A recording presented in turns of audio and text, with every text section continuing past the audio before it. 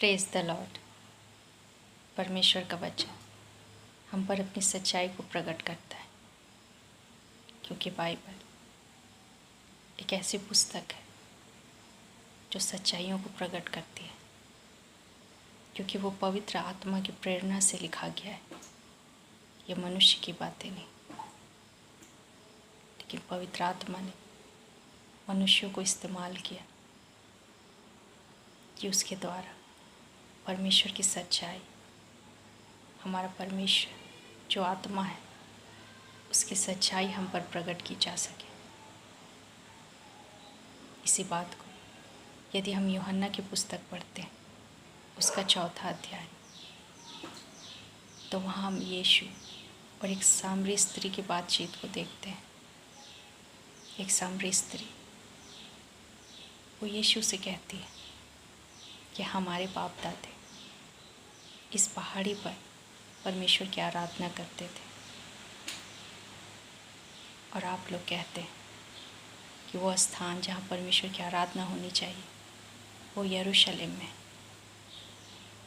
तब यीशु ने उत्तर देते कि वो समय आता है, वरन अब भी है, कि परमेश्वर की आराधना लोग ना तो पहाड़ों में करेंगे और न यरूशलेम में, लेकिन परमेश्वर की आराधना उसके सच्चे भक्त जन आत्मा और सच्चाई से करेंगे। अब स्थान मायने नहीं रखता, लेकिन हम किस आत्मा और किस सच्चाई को लेकर परमेश्वर की आराधना करते हैं, ये मायने रखता है। यीशु ने अवश्य प्रकट किया कि उद्धार यहूदियों में से आएगा, यानी यीशु मसीह यहूदियों में से प्रकट होगा। और यीशु ने यह भी कहा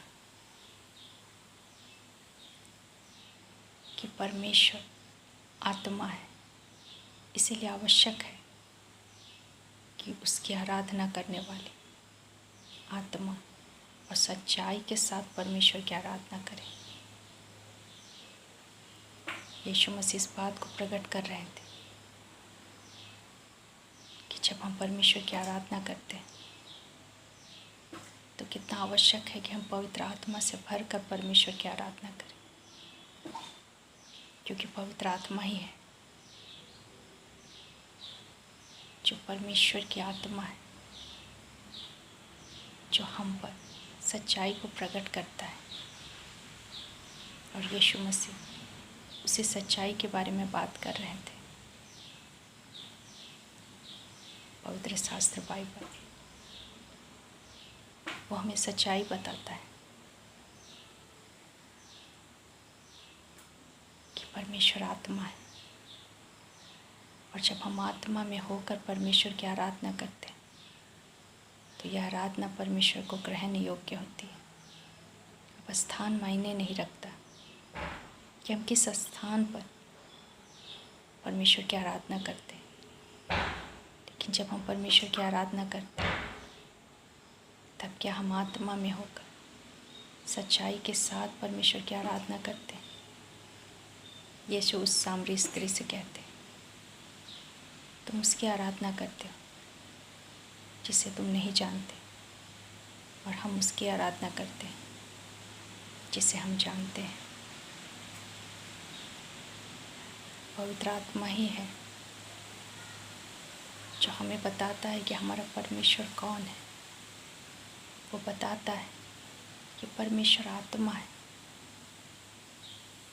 और उस आत्मा की आराधना सच्चाई से की जानी चाहिए। वो सच्चाई जिसे यीशु लेकर इस पृथ्वी पर आए थे, स्वर्ग और पृथ्वी की सच्चाई यीशु ने प्रकट की, क्योंकि वो स्वयं वचन है, और वचन ही सत्य को प्रकट करता है। और परमेश्वर की आत्मा उस सच्चाई को हमें स्मरण कराती है, उस वचन को हमें स्मरण कराती है जो यीशु के मुख से निकले थे। पवित्र आत्मा वो सच्चाई को प्रकट करता है, ताकि हम जान सकें कि हम जिसकी आराधना कर रहे हैं वो कौन है। हम सच्चाई को जान सकें कि हमारा परमेश्वर कौन है और उसकी आराधना किस प्रकार से की जानी चाहिए। संसार में हम देखते हैं कि बहुत सारे लोग हैं जो परमेश्वर की आराधना करते हैं, लेकिन वो सच्चाई को नहीं जानते कि हमारा सच्चा परमेश्वर कौन है। हमें रचने वाला परमेश्वर वो कौन है, जिसने आकाश और पृथ्वी की सृष्टि की। जब हम ये बातों को जानते हैं और ये बातें हमें पवित्र शास्त्र बाइबल प्रकट करता है, वचन प्रकट करता है। वचन ही है जो सच्चाई को प्रकट करता है, और यीशु मसीह उसी सच्चाई को आज हम पर प्रकट करते हैं कि हमारा परमेश्वर वो आत्मा में है, और हमें आवश्यक है कि हम भी आत्मा में होकर परमेश्वर की आराधना करें। यदि सिर्फ हमारा शरीर, हमारी बुद्धि और हमारे शब्द परमेश्वर की आराधना कर रहे हैं तो यह संपूर्ण आराधना नहीं। लेकिन जब हम आत्मा में होकर, वो आत्मा जो परमेश्वर ने पवित्र आत्मा के रूप में दी है, जब हम उसमें होकर परमेश्वर की आराधना करते हैं, तब सही मायनों में हम परमेश्वर की आराधना करते हैं। परमेश्वर का वचन है जिसने सच्चे परमेश्वर को हम पर प्रकट किया कि हमारा परमेश्वर कौन है, वो कैसा है, उसका चरित्र क्या है। जब हम इस सच्चाई को जान जाते हैं तो इस सच्चाई को साथ लेकर हम परमेश्वर की आराधना करते हैं। यीशु मसीह परमेश्वर की एक एक सच्चाइयों को वो वचन के द्वारा हम पर प्रकट करते हैं। वो बताते हैं कि वो पिता है, और पिता ऐसे आराधकों को ढूंढता है जो उसकी आत्मा में, उसकी सच्चाई में होकर उसकी आराधना। उसकी सच्चाई क्या है जो यीशु कहते हैं, जो हम बाइबल में पढ़ते हैं अपने परमेश्वर के विषय में, वो सच्चाई है। जब हम सच्चाई को जान जाते हैं तब हम उसकी आराधना सही रूप में कर पाते हैं। हमें जानना आवश्यक है कि हमारा परमेश्वर कौन है। हमें जानना आवश्यक है कि सत्य क्या है, ताकि सच्चाई के साथ, सत्य के साथ हम परमेश्वर की आराधना कर सकें। यीशु ने कई बार लोगों से बातें करते हुए कहा, मैं सच सच कहता हूँ, क्योंकि यीशु परमेश्वर का वचन है, वो वचन जो सत्य है। इसलिए यीशु ने कहा, सत्य, मार्ग और जीवन मैं हूँ, और बिना मेरे कोई पिता के पास नहीं पहुँच सकता। जब हम यीशु को सुनते हैं, यीशु के वचनों को मानते हैं, तब जो पवित्र आत्मा भेजा गया है यीशु के नाम से, वो हमारे जीवन में आता है और हमें सिखाता है कि परमेश्वर की आराधना हमें कैसे करनी है।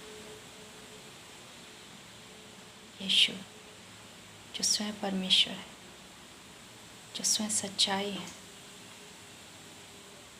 वो हमसे बातें करते हैं कि जब हम आराधना में होते हैं तो हमारे शब्दों से कहीं अधिक, हमारे शरीर की मुद्राओं से कहीं अधिक, जिस स्थान पर हम प्रार्थना करते हैं उससे कहीं अधिक इस बात की महत्ता है कि हम परमेश्वर की सच्चाई को जानते हुए, परमेश्वर की आत्मा में होते हुए उसकी आराधना करें। क्योंकि वचन में लिखा है जो परमेश्वर की संगति करता है वो उसके साथ एक आत्मा हो जाता है। और वचन में लिखा है कि यदि दो लोग एक मन होकर परमेश्वर से कुछ मांगते हैं तो स्वर्ग में उनके लिए हो जाता है। आत्मा और सच्चाई, इसीलिए हम बाइबल में पढ़ते हैं, परमेश्वर के जीवित वचन में हम पढ़ते हैं। संपूर्ण बाइबल, पवित्र शास्त्र बाइबल हमें परमेश्वर की उन सच्चाइयों को प्रकट करता है कि परमेश्वर कौन है। वो एक आत्मा है और जब हम उसके साथ संगति करते हैं, उसके वचन के साथ, उसकी आत्मा के साथ, तो हम उसके साथ एक हो जाते हैं। और ऐसी आराधना परमेश्वर को ग्रहण योग्य होती है। हमें अपने जीवन में सच्चाई को ग्रहण करना है। वो सच्चाई नहीं जो संसार में है, जिसे हम हर दिन देखते हैं, लेकिन वो सच्चाई जिसे हम पवित्र शास्त्र बाइबल में पढ़ते हैं। और पवित्र आत्मा हमारे अंदर इस विश्वास को देता है कि ये परमेश्वर का वचन है। जब हम परमेश्वर के वचनों को पढ़ते हैं वो हमारे अंदर इस विश्वास को डालता है कि यह सच्चे परमेश्वर का जीवित वचन है। और जब हम उसके वचनों को सुनते हैं, उसे मानते हैं, उसके अनुसार जीते हैं, तब हम उस सच्चाई में प्रकट करते हैं। हम उस सच्चाई को प्रकट करते हैं जो बाइबल में लिखी हुई है। हम उस सच्चाई को जान जाते हैं कि हमारा परमेश्वर कौन है। और उसे आराधना देने के लिए हमें आत्मा में होना आवश्यक है। परमेश्वर की आत्मा जो हर एक सच्चाई को प्रकट करती है। जब हम उसके नज़दीक होते हैं तब और कोई बातें मायने नहीं रखती कि हम किस प्रकार आराधना कर रहे हैं, हमारे शब्द क्या हैं, हम कौन सा गीत गा रहे हैं। लेकिन जब हम आत्मा में होते हैं, सच्चाई में होते हैं, तो वो हमें सिखाता है, वो हमें बताता है कि हमें परमेश्वर की आराधना कैसी करनी है। परमेश्वर का वचन, परमेश्वर की आत्मा हमें इसीलिए दी गई है ताकि वो हमें सिखा सके कि परमेश्वर की आराधना हमें आत्मा और सच्चाई के साथ करनी है।